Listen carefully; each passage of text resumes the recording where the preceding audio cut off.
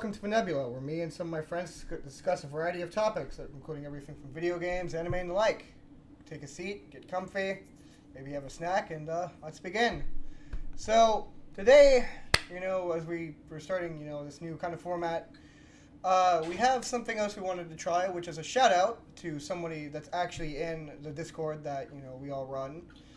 And, Chris, I know you're watching. Here's the shout-out we promised. Some more news before we really get going is the upcoming Thoughts About a Star episode has mildly changed a bit. We've decided that instead of Melty Blood, we actually found some notes for a episode that we're having written right now as we speak, and it will be on Xenoblade Chronicles 2, for those of you guys who know. And we're also going to be starting a Stardew Valley video series here on the channel. Stay tuned for more details on that. So, without further ado, I'm going to introduce the people who are here with us today. We've got a few less people than normal. We have M. Hello. We have Taeo. Yo. And Thierry is joining us like usual. Hello there. Yeah. Phantom, Mithridates, and Pandem are absent today. We know that Pandem is yet to appear. But, seasonal allergies are a thing, and so hopefully he gets better soon, Phantom is just, Phantom is actually a streamer on Twitch. I'd recommend you go see his stuff. I'll see if I can get him to give me the link to his stuff, which will be in a pinned comment down below.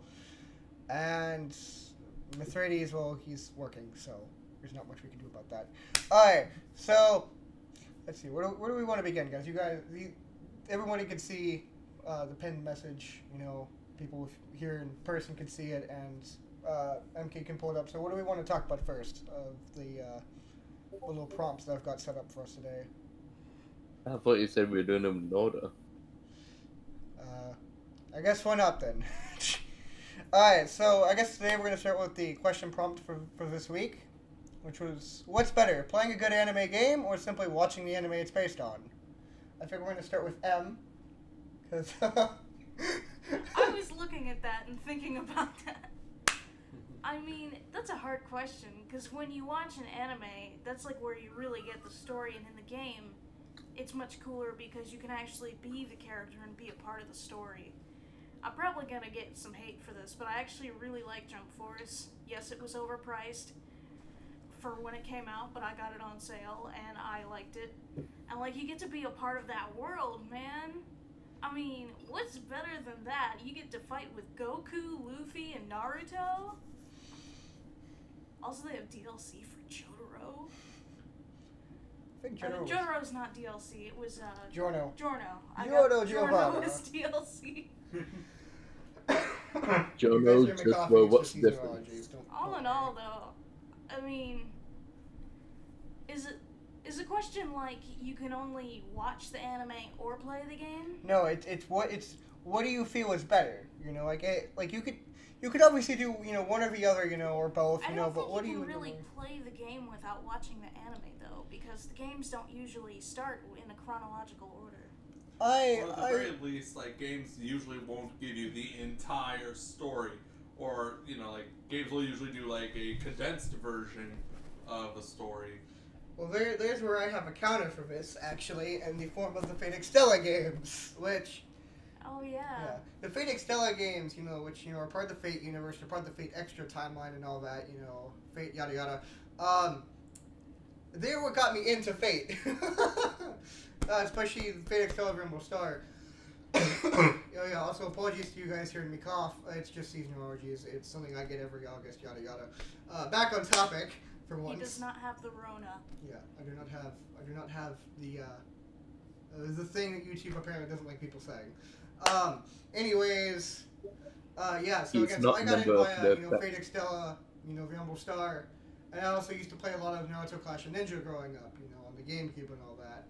That's where I got the idea from this actually, was just thinking back to those days. And, I'll have more to say, but I'm actually going to let Liam have his word first, and then I'm going to let Terry talk, and... Who? Did you just say You! who? Cool. Come on, Taeo, we've been over this. I really need to be getting on to you about this shit. Yeah. Yeah, I thought he was saying who and referring to me because he didn't know who I was, even though I've appeared in every episode. I mean, hell, I take up probably about half the talk time myself, so Yeah. that's my Don't fault. worry, So, don't worry. I'm used Kind of the to being host. ignored. Yeah. Yeah, But so I anyways, wanted to bring up Taeo. yes, thank you. I wanted to bring up a slight, counter to your counterpoint. Fate Extella, and by extension, like Fate Extra, like that's its own continuity. That's mainly within the games of Fate, right? Yeah. Well, at least That's Fate fair. Extra, Extella, and Extella Link are. There's been a few games that are actually like the Clash of Ninja games I mentioned before. They're their own thing. But yeah, I can see what you're saying with the whole. The whole, it kind of depends on, was it an anime first, or is this its own story with some anime road? Yeah, that as well. Like, I wanted to specifically say, like Extella and Extra, like, that's like its own separate continuity from what you usually see, as the Netflix series, for example. Yeah. And, even though, Fate Extra predated the Fate Extra Last Encore anime series, a lot of people, at least from what I've seen, I mean, I don't agree with them really, just because, well, it's got English voice acting for Nero, so that's a big plus. But Fate Extra Last Encore, I've heard, is not as good as the original game. So, I guess it kind of depends on who you're talking to. Okay, Thierry, you're up. I mean, I know that you're not really an anime person, but, Yeah, I don't really everyone have a gets say in chance this to as talk I here. haven't really played that many anime games, nor have I watched that many anime. And most of the anime I have watched, the Miss Kobayashi's Dragon Maid, the Death Note, they don't really have video game adaptations. So I have also played Jump Force, though I am a proud Yugi main. I've Kenshin also main played right here, boy. some of the Dragon Ball games. Raging Blast 2 fans, where you at? Dragon Ball Z Budokai But- Tenkaichi 3 fans, where you guys at? Oh yeah, that one too. Yeah. Hey. Hey.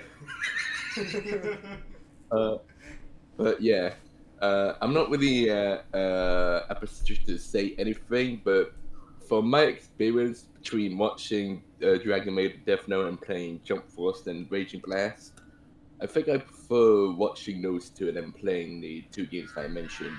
Yeah. That's one from Motorcycle and the Bus Group where my house is located. Yeah. But yeah, my opinion from my little experience is watching the anime over playing the anime game. Yeah. I can kind of go either way. It really depends on both the quality of the game. Like, admittedly, again, I also like Jump Force, but as probably obvious by my channel, I'm kind of a fighting game nut at this point. I play like a lot of Blaze Blue, Guilty Gear. Even though Guilty Gear is kind of an anime movie, but with a fighting game built in, so. Guilty Gear is a metal album with a fighting game included. with an anime movie as well as I've seen recently.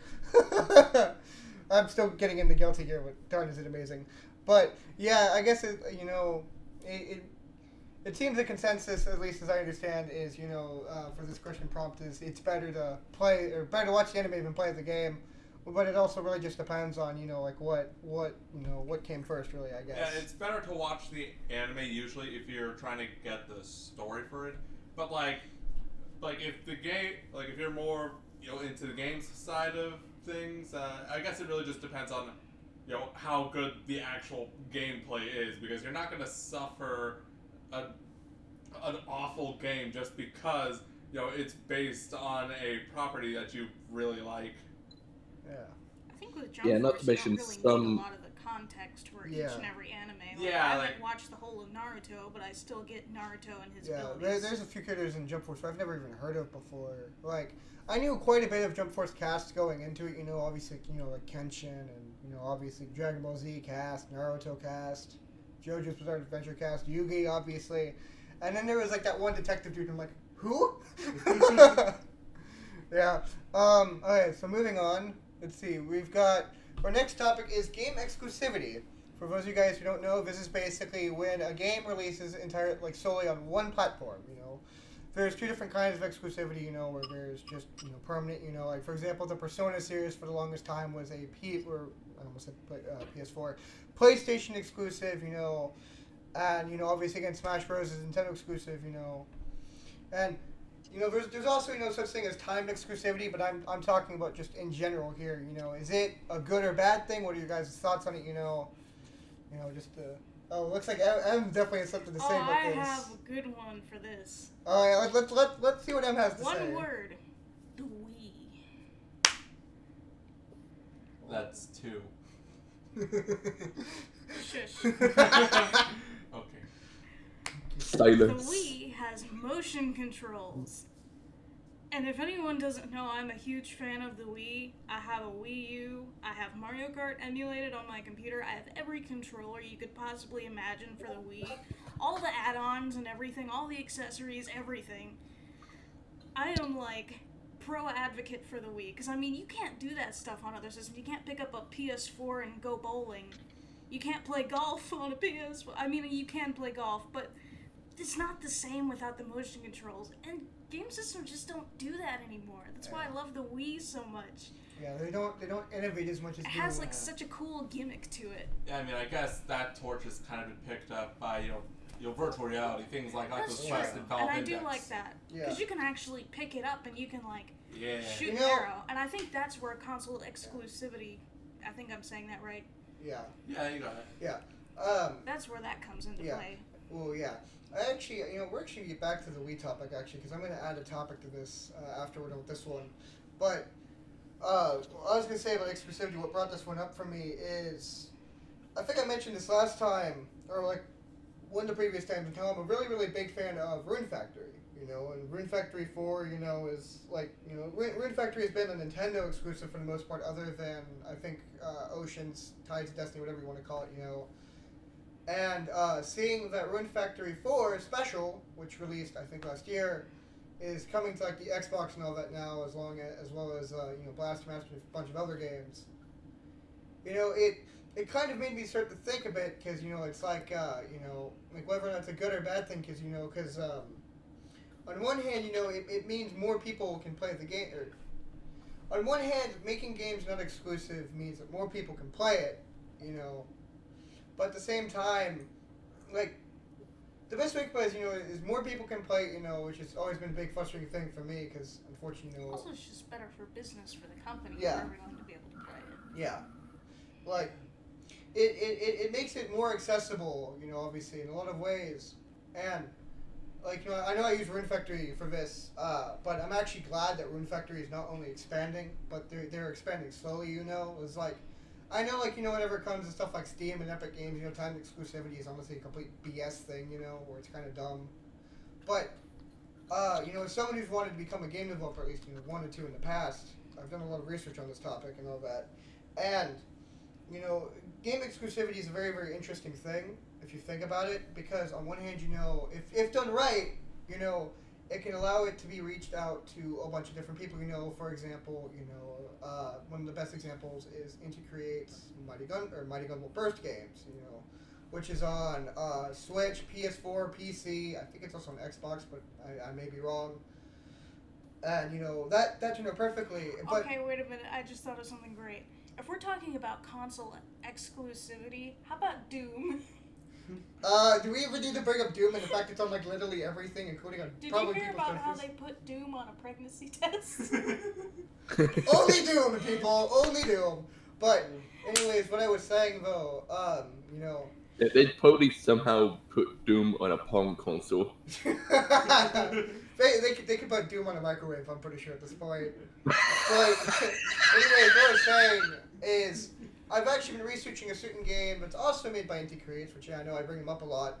It's a certain game by the name of Mighty Number 9, where, I want to give another little shout out to a certain YouTube series called What Happened.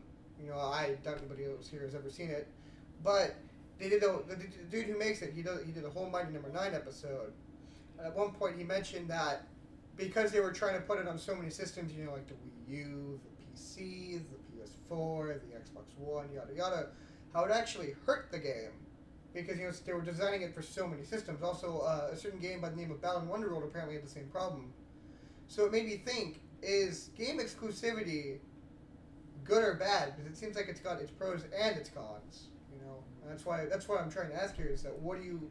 It depends on the game and what features it has. Yeah. And as far as the consoles, like, when the Wii was popular, it's like, okay, we have to get this on PS4 and Xbox, which do not have motion controllers. I guess the Xbox 360 had the motion, where it sees your body, but it's like, the before Well, actually, that, it's like, we have to program not only for controller-based consoles, which is mainly what you do, but then when you have to port it to the Wii, it's like, now you've got to do it all differently because you have to use the motion controls. Well, yeah, not only that, but you also got to think about the hardware specs. Like, that was the entire reason why, Sonic 06 never came to the Wii, or certain other games never came to the Wii. That's like the entire reason why there's like two different versions of Unleashed, between the Wii and PS2 version, and the Xbox 360 PS3 version. Because you got to remember, the PS4 and Xbox One weren't even around yet when the Wii was still a thing. It was the Wii, the Xbox 360, and the PS3.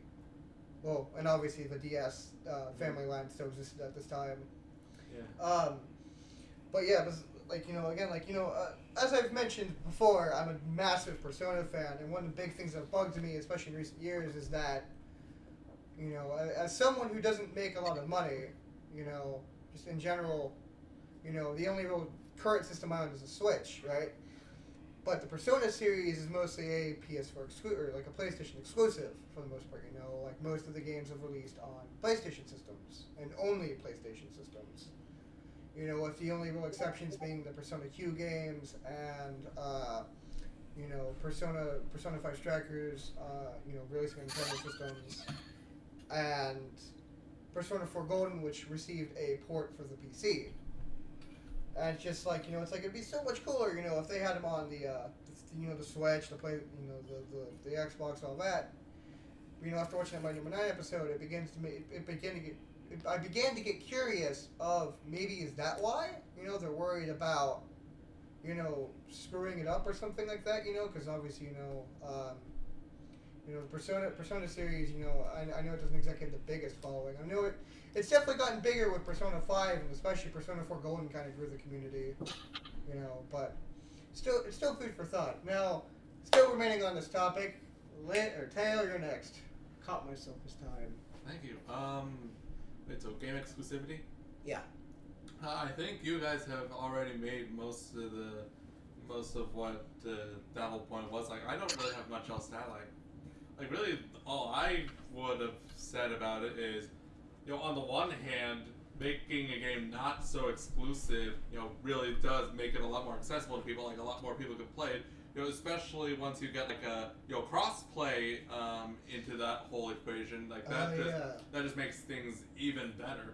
But on the other hand, if you do stuff like that, then the console that would have had that exclusivity to it, like, there's now just that bit less incentive to invest in that console. That's again, that's what got me started. I'm thinking about this always.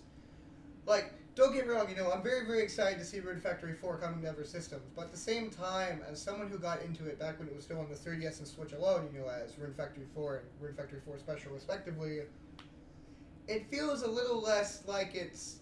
How do I word it? It feels like it's a little less, not exactly special, but like in a way of like, it's like, it's like it's not as, it doesn't feel as tightly knit to the console it's on anymore, I guess.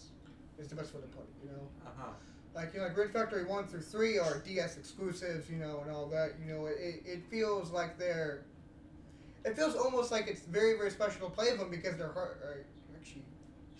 Is it like,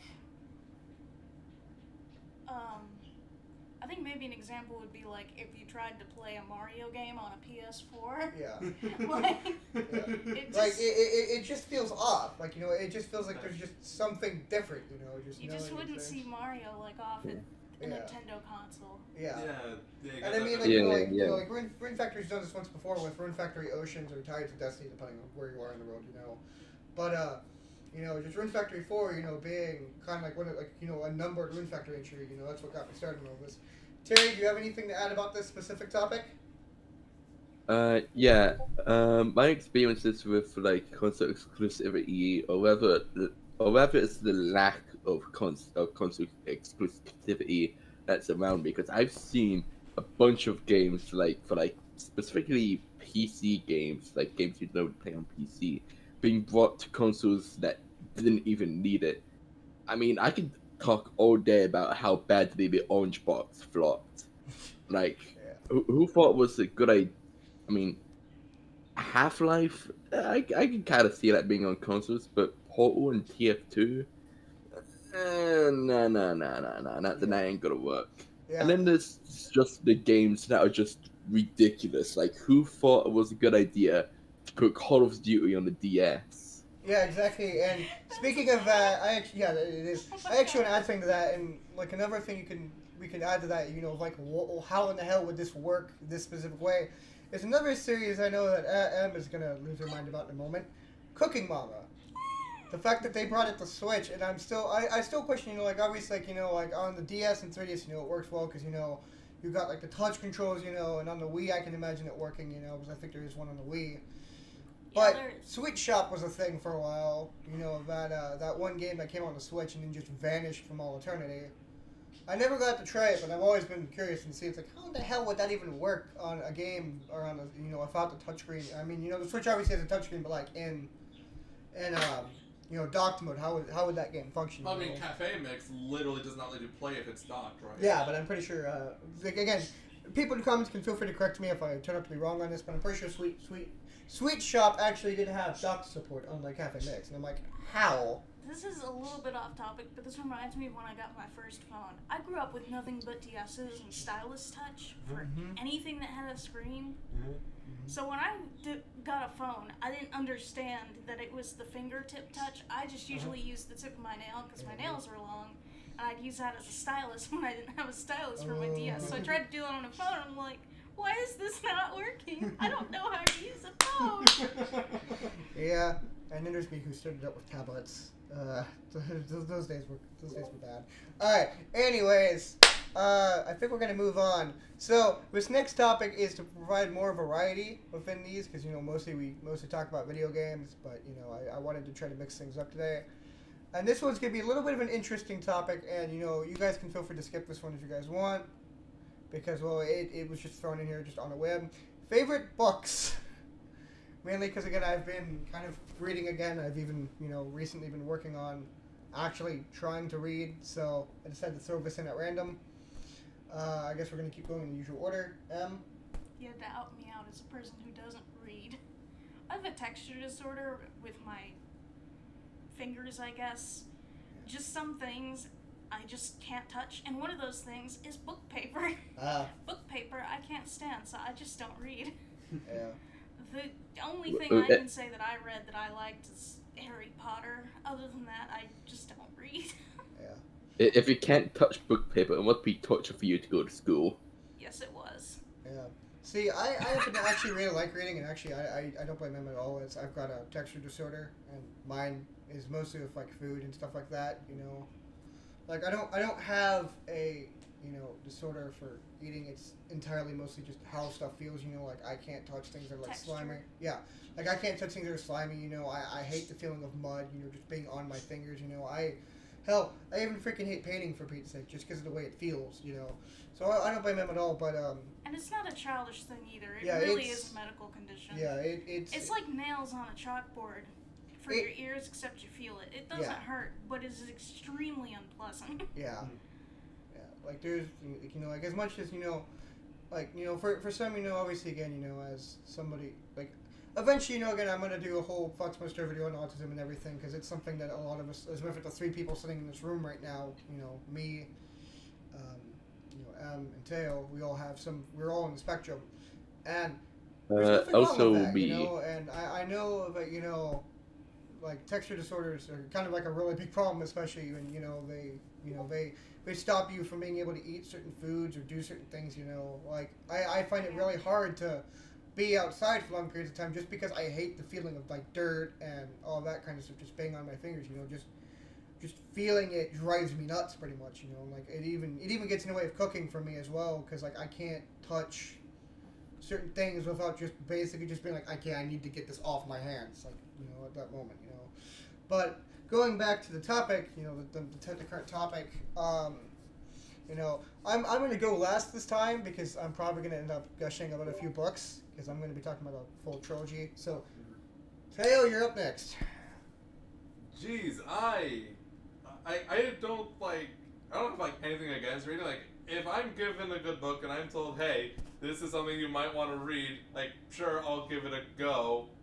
But it's been eras since I've actually read, like, for the sake of leisure. Yeah, I don't blame you. Never have I. Do fan fictions count? I was going to say the manga count, by the way, and books you can read on your phone because that's what I have to do now because I'm kind of blind. So Yeah. I read mostly like, on my phone. Like this, like ebooks we could count those, like, or Yeah, well, of course I have to cut ebooks. It's the only way I can read normally now Yeah. without the help of a book light. and while we're on that whole little thread of counting things, do we want to count audiobooks? Yeah, I can say we can count audiobooks. I mean, you're not really reading, but they're still books. Uh-huh. Welcome to Doki Doki Literature Club. That's a visual novel, and I think if we added visual novels into this, I don't think Thierry and I would shut up for like the next month. So You'd be having content until the next scheduled Into the Nebula. no, until the next two, because let's face it, with how much I could go on and on and on about the DDLC. We'll save that for a Thoughts Upon a Star episode, and I maybe just people wanted will to have do Thierry. the voice. So, Yeah.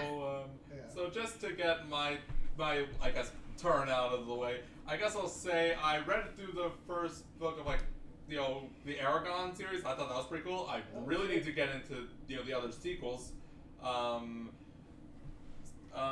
Star here, he lent me a bunch of the old Lent. I gave you those, remember? I gave you Oh. all my duplicates and the rest you get to keep. Yeah, he gave me a bunch of the Zelda manga. If anyone knows what I'm talking about, the stuff made by Akira Himekawa. The good stuff. Yeah. Yeah, and then there's a trilogy that I'm sure he's going to absolutely gush about. I'm not going to drop its name yet. I'm going to leave that. You know which one it is. Yeah, 'cause I'm gonna leave I that- read it for all of middle school. Yeah, I'm going to leave that privilege to Star. Alright, I'm done. Alright, Terry, you're up next. Do math books count? We're not gonna count school books here. In all seriousness, I have read a few books, but I would like to call myself a literature aficionado. I've read a few of the World Records books because I think those are pretty interesting. Although my favorite type of book would actually be autobiographies of famous people.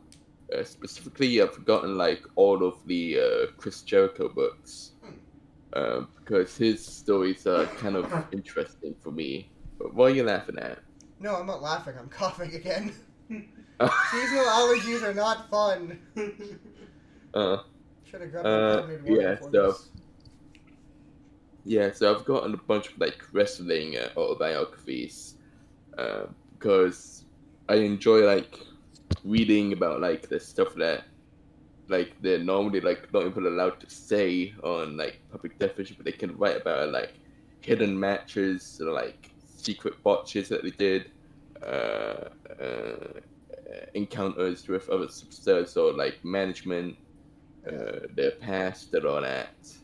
I just find that really interesting, for me at least. Yeah. And so yeah, for me, autobiographies are the way to go. So for me, unlike the other three here, I actually do happen to like reading. I mean, I don't read as much as I used to. I used to read a lot back in middle school and high school, and thankfully Taeo did not spoil this, but there's a certain book series I've been reading since middle school. I think he's read it as well. Have you? Yeah, I've Yeah. read So them. he knows what I'm bringing up. There's a certain book series that's actually inspired quite a few of my own stuff that I like to do, and the book series is called the Ascendance Trilogy. Yeah. Give me a second. I'm blanking on the name of the author, but I've actually got the third book as an ebook as well, because unfortunately I have not very good eyesight due to an eye condition that I've got that I'm actually going to be looking into trying to finally stop. So, yeah. Jennifer A. Nielsen and her books, the Ascendance Trilogy, I read them for the first time back in 8th grade, and I fell in love with the series. and I've read it hundreds of times. And I still have all 3 of the books, and they're all like incredibly worn down. Taeo's seen them, I'm pretty sure, and they have seen some stuff. I haven't seen the books in a while, so you'll have to show me once we're done with the podcast. Yeah. But yeah, so again, I'm very big into, fantasy fiction, especially, like, obviously, like medieval fantasy stuff, like the Sims trilogy, obviously. I read quite a bit of manga. I have like an entire shelf just full of manga, which I've let Liam take some of, because I had the entire box set of the Zelda manga. I've been collecting the Twilight Princess ones as well. I've got Blood Blockade. I've got actually I think I used to have Naruto. I have Hunter x Hunter. I've got Rurouni Kenshin. I've got like freaking 6 volumes of Fullmetal Alchemist. I don't read as often as I used to, but yeah, I used to be kind of a bookworm in all honesty. So reading is fun if you can. As I've gotten older, my eyes have kind of screwed up more and more. It's become kind of less fun, but it's still kind of fun, and especially just reading, just whenever I've got like nothing else better to do, which as rare as that is. But yeah. All right. So our final topic of today. Oh wait, let me check the time real quick and make sure. Yeah, our final topic for today, because we're already at 30 minutes. If I may, just right before we go into our final topic, I just want to go off on a slight tangent about one of the manga that you mentioned that you have, Hunter x Hunter. Yeah. Like, there's an X right through the middle. You pronounce it Hunter x Hunter, you fool. Like, you don't, like, why not call it Hunter x Hunter or Hunter Cross Hunter or something like it's that? It's Hunter x Hunter, you fool. Like, wait, the X isn't a part of the name? Apparently not. What? I didn't learn this till like a year ago. Why is there... The X is silent, I guess. I don't know either. I don't get it, but it's apparently pronounced Hunter x Hunter. I mean, again, if I'm wrong, watch me be wrong, but I've seen it pronounced Hunter x Hunter for so long, I'm just like, yeah, okay, that's apparently how you pronounce it.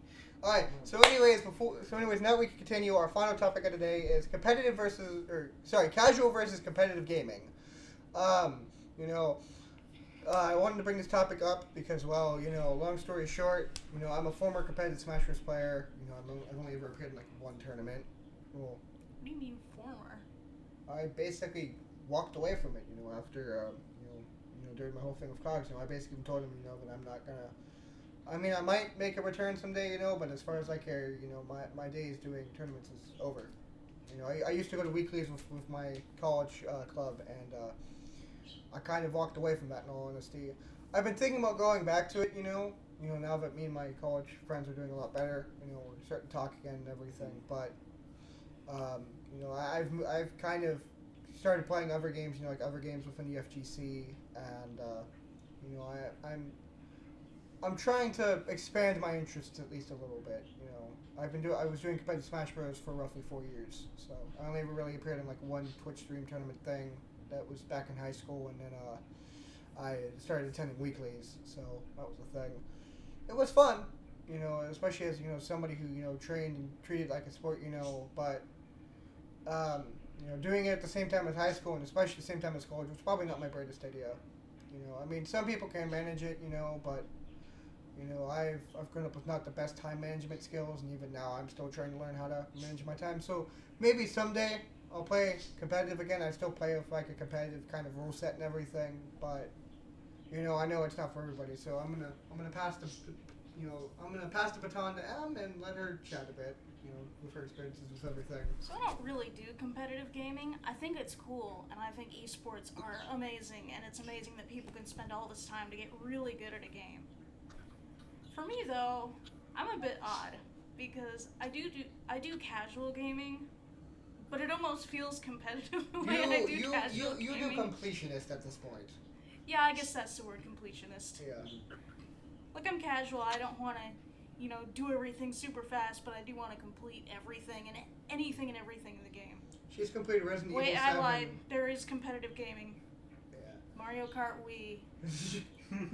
Yeah. See, this person here, M here, has completed, let's see, Resident Evil 7, whatever games. I know there's like a bunch. Just name like off a few, I guess. Well, I'm still working on Resident Evil 7 in hard mode, but I've done it where it's in under 4 hours.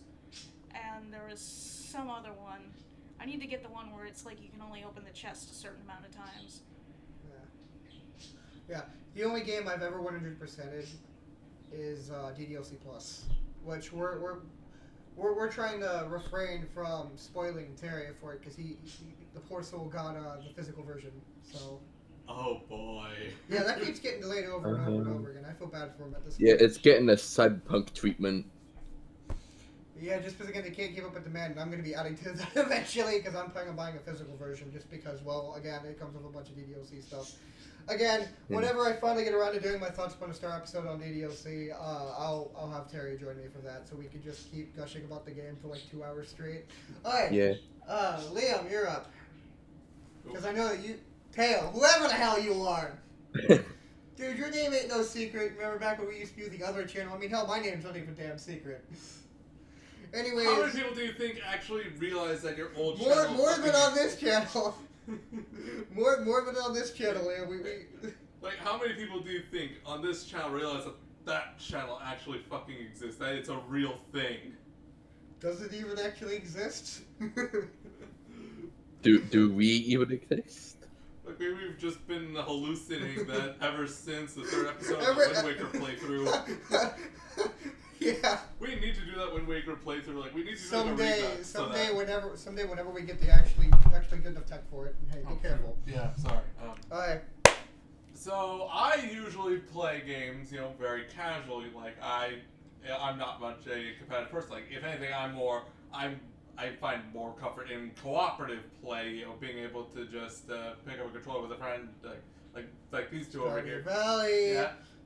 Freaking, we were having a blast with Blaster Master Zero earlier. Yeah. Freaking Hyrule Warriors, Fire Emblem Warriors. Yeah. Yeah, Liam.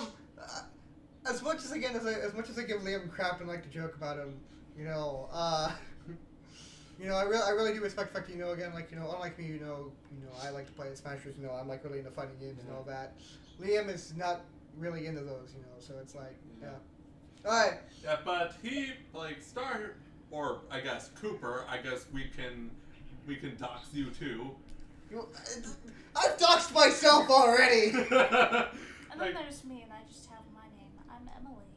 Because I don't really care.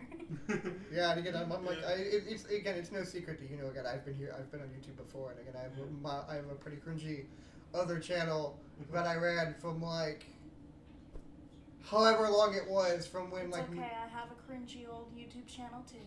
Yeah. Ah. From like.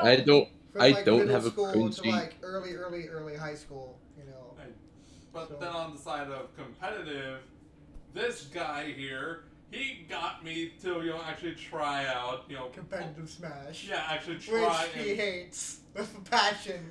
Like, because 3 words. Banana Banana Man. You ever wanted to fight a DK that is entirely unpredictable, listening to the DK rap on the Megaform stage, and your only goal is to survive? Yeah. That is what we have dubbed the Funny Banana Man Challenge. Yeah, his Funny Banana Man is Unga Bunga incarnate. Like my Richter just cannot handle that shit. Like I have gotten quite salty, but thankfully not nearly as salty as I used to get with like Smash 4. Yeah. I used to get pissed. I remember that one Smash time 4. where you tried to beat me in Smash 4, and I had to carefully dodge everything, because at that point you were basically just a berserker. I'm like, okay, if I get hit one more time, I'm dead, so I just need to just play very carefully. Yeah. Yeah, again, if Brandon was here, he could go on and on and on about the freaking Banana Man, because he has fought the thing, and he actually enjoys fighting it, but these two, these two here hate it with Yeah, I dread it. Yeah. I also enjoy playing against it. Oh, when yeah. I did. It's fun if you like being thrown off a cliff only to get spiked 2 seconds later. Yeah. Yeah.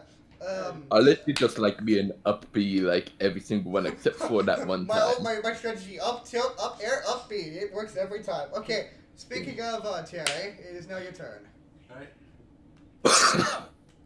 Alright. Yeah, that's my opinion. I for one, I'm a mixed bag. Mostly depends on what the game I'm playing, because it also depends on what mood I'm in. Like, if I'm like really like if I want to like just be an asshole to everyone, I would play competitively. I'd sweat my own butt off trying to just make the game unplayable for everybody. Yes, I'm that kind of guy. I ironically have a line scout loadout just for that. Other times I just play casually, like whenever I'm bored. Mostly I play Dead by Daylight casually, but whenever I see one flashlight, the Lightborn is coming out, the perk. Same with in TF2. If I see a single spy, I'm going Pybro, not just Pyro, Pybro. I'll bring the ball No. out. Yeah. Yeah. So, I think, because again, we're starting to honestly run out of time here, because, again, there is memory limits on this computer. I wanted to throw out a few final statements before we go.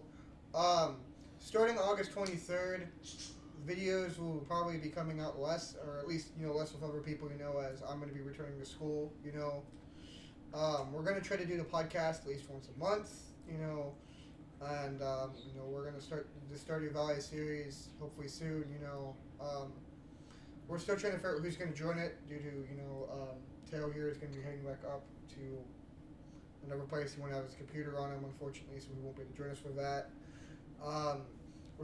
We're also still figuring out a few other things, and the Thoughts Upon the Star video, its script is currently in progress. Again, shout out to GS Pandem for, helping with that. And, like, subscribe, all that, once we reach 100 subscribers, I'll be opening up a Patreon, where you guys can decide, just for, like, upon, like, you guys can help choose what we talk about, and, hope you guys have a great day, or a great day, great night, whatever. Enjoy the rest of your time, and, take it easy. See ya.